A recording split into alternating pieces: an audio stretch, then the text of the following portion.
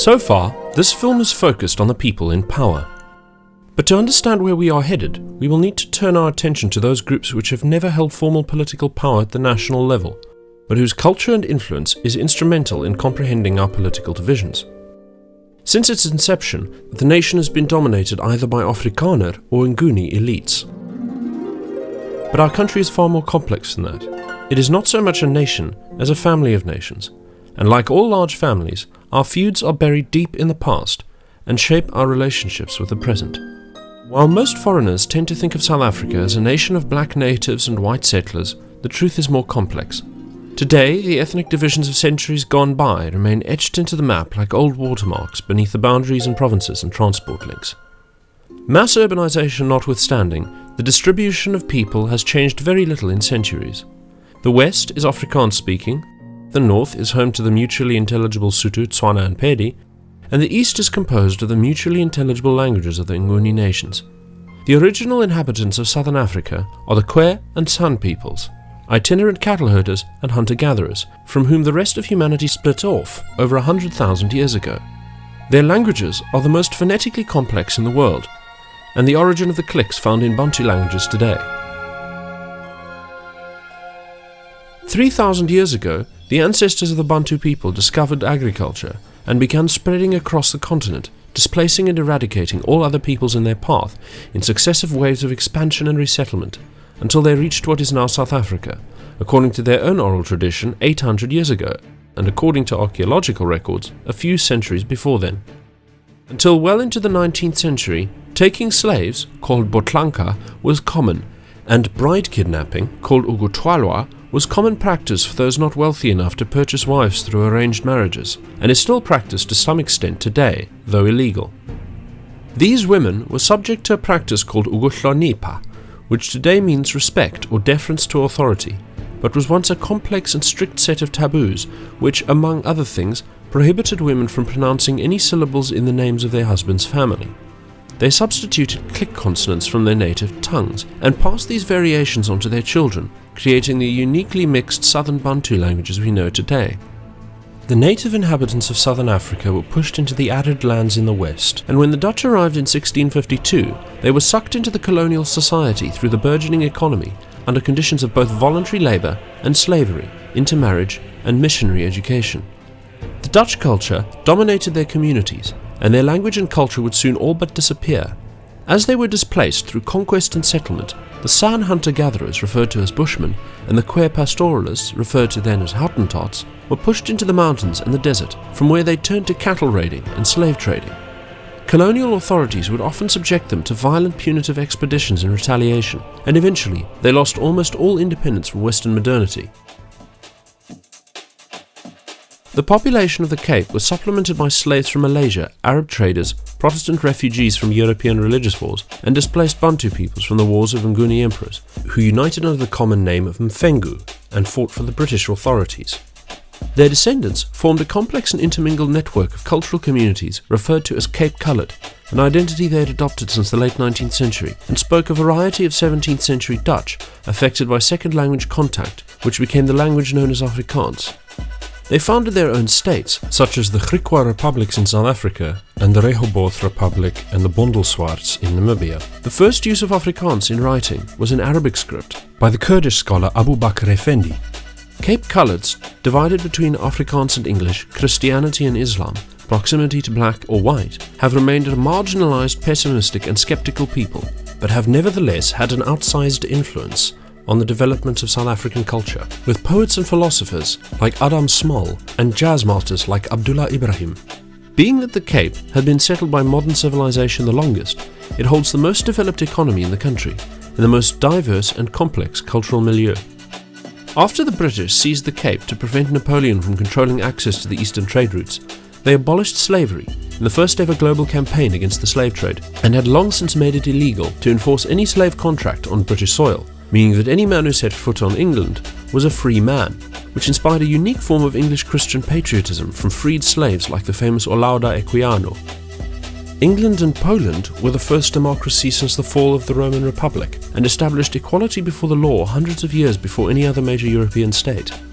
Proud of this democratic heritage, Anglo settlers felt superior to the more conservative and insular Boers and prided themselves on their non-racial franchise system. Cecil Rhodes even justified the conquest of the Boer republics on the basis that the British would be fairer trustees of black Africa. Some early black elites believed this too, but none of them trusted Rhodes, fearing Rhodesia expanding into their kingdoms in the west. The three paramount chiefs of the Botswana travelled to London to petition the crown. They wanted to be made a protectorate to shield themselves from Rhodes's aggressive form of personal government. They were a sensation, and their popularity amongst Londoners produced a social movement which eventually granted their wish.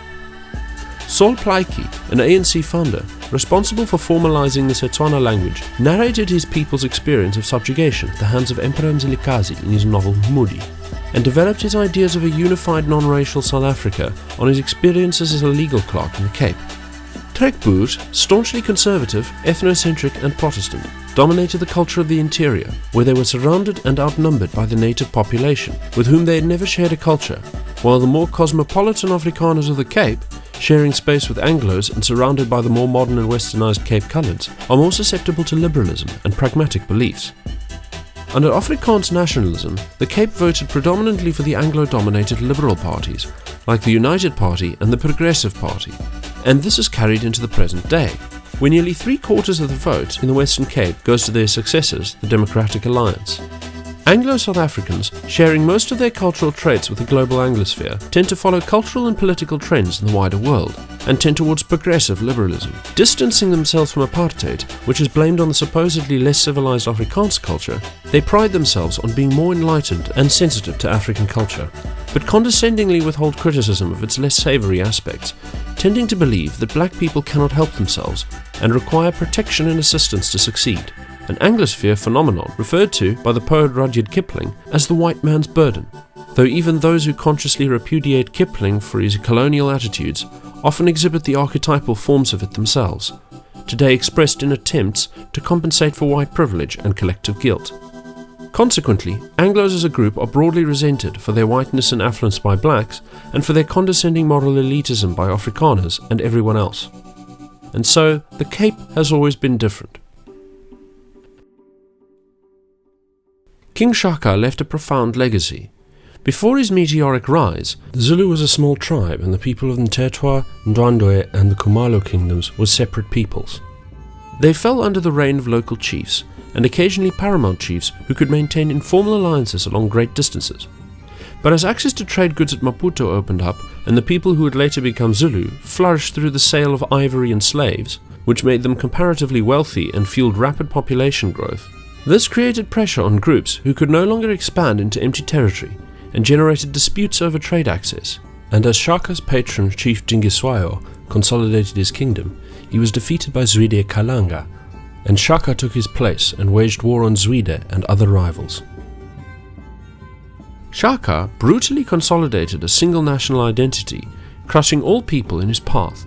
He changed the initiation rituals, military tactics, and political structure of the entire society, introducing the Inkatha, a great mat of woven reeds bound by a sangoma, as the symbol of the nation. After his lieutenant Mzilikazi separated and began to conquer and extract taxes from the Tswana, Venda, Shona and Pedi peoples, he birthed his own Nguni nation, the Ndebele. These wars scattered tribes and depopulated ancient grazing pastures, making the Boer settlement of the inland regions easy and virtually unopposed.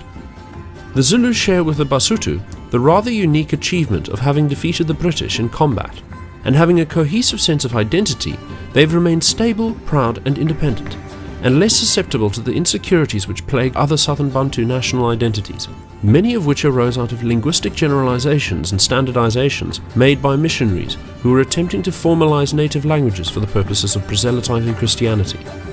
The Zulu territories were conquered by the British in the late 19th century, but were granted partial independence because, much like the Sotho, they were far too fearsome to conquer outright. King Goodwill Zwelithini today is one of the wealthiest landowners in the country and commands the loyalty of thousands of men willing to fight in his name and defend his house, the embodiment of the Zulu nation. The Inkatha Freedom Party itself has been led by Zulu aristocrats and minor royalty, a highly conservative party supporting localization and federal government.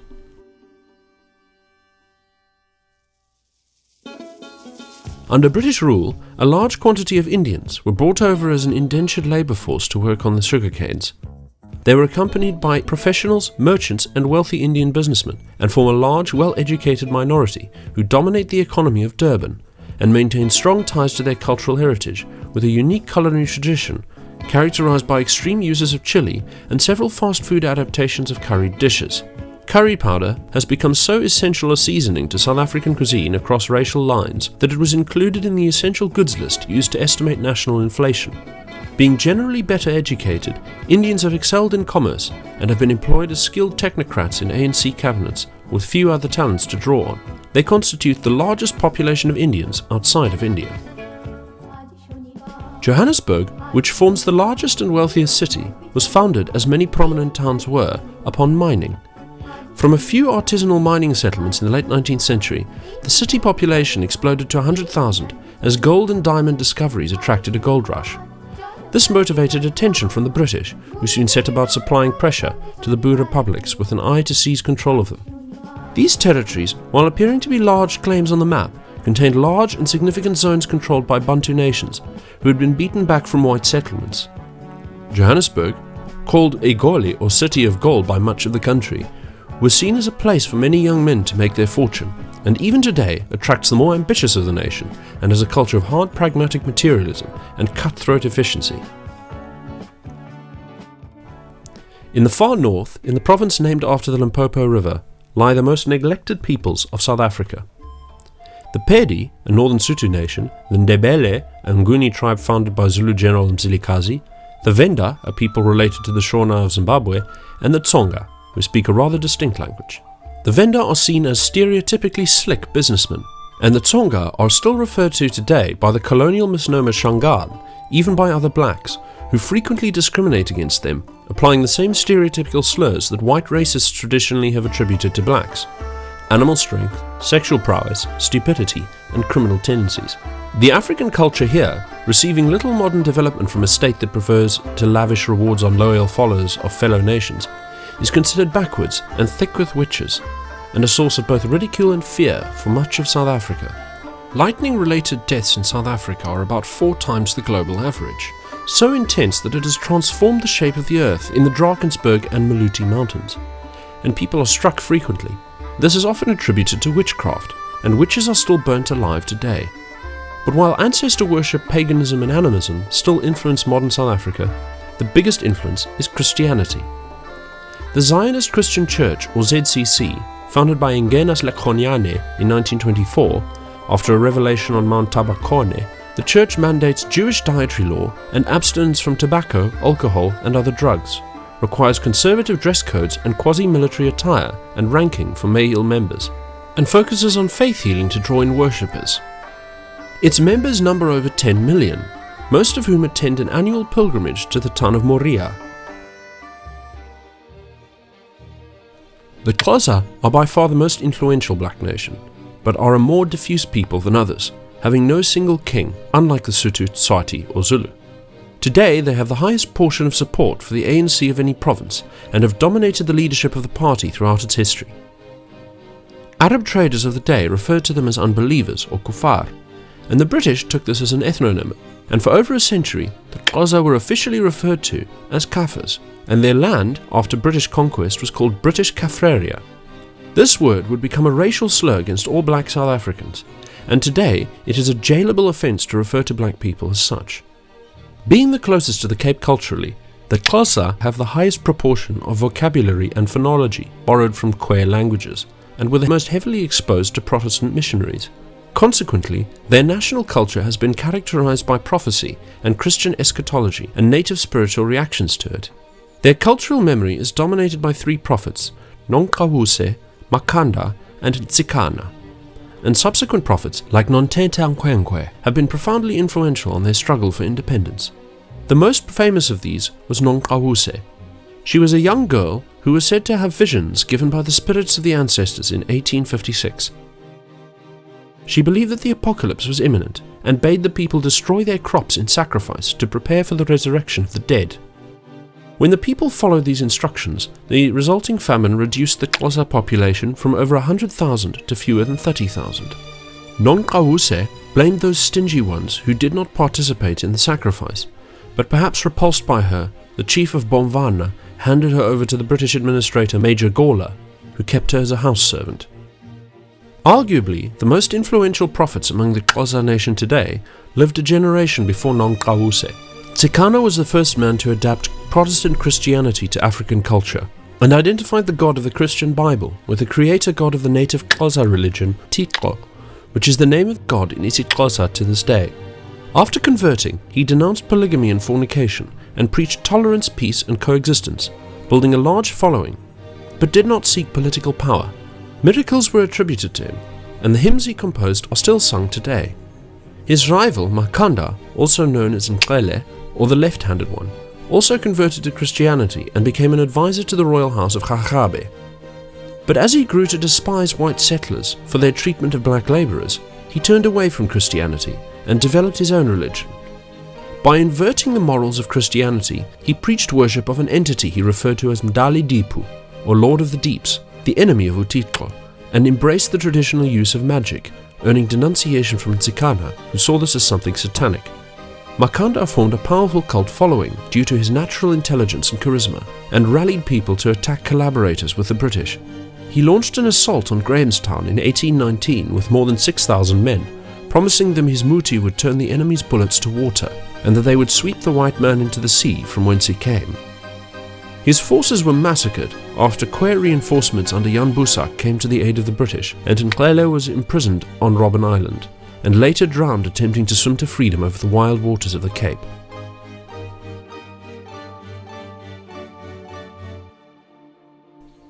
But the Bantu peoples were not the only people with a prophetic heritage. The Boers produced one too, Nicolaas van Rensburg, generally referred to as Siener, or the Seer. Having spent his entire life on the veldt, reading nothing but the Bible, he would have visions and dreams filled with rustic symbolism predicting changes, triumphs and catastrophes for the Afrikaner people, written down in a series of notebooks in 1926 by his daughter. He was a trusted advisor of the Boer general Koos Teleray and fought in the Boer War and the Maritz Rebellion. His visions were famously interpreted by A.W.G. Rath and Adriaan Snyman, who attributed to him the prediction of the death of Teleray, the outbreak of the First World War, the Spanish flu and the Rand strike of 1922. Subsequent interpretations have attributed to him the more fantastical visions of Chernobyl, 9/11, the invasion of Iraq, the rise of Hitler, and a Third World War pitching America and Germany against Russia and China. He foresaw the rise of Afrikaner nationalism and then a fall to black rule, following which the Afrikaner would be persecuted but would rise again as Sinner's name returned to the headlines. A train carrying armaments would descend from Namibia, and the Afrikaners would reinstate a Christian nation in accordance with the covenant made on the Day of the Vow in 1838. Today, South Africa remains mired in apocalyptic visions, bitter dreams of past and future, and painful uncertainty. But the shapes of these dreamed-of futures have been increasingly moulded by material ideologies inherited from the Western world, and most South Africans do not even recognise where these come from. In the next episode, we will follow the thread of these ideas into the heart of Paris and unravel the tapestry they have woven for our modern state.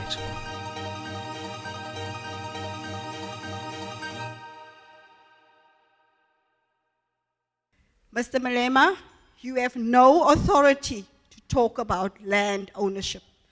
The Khoisan is the only authentic voice that can talk about land.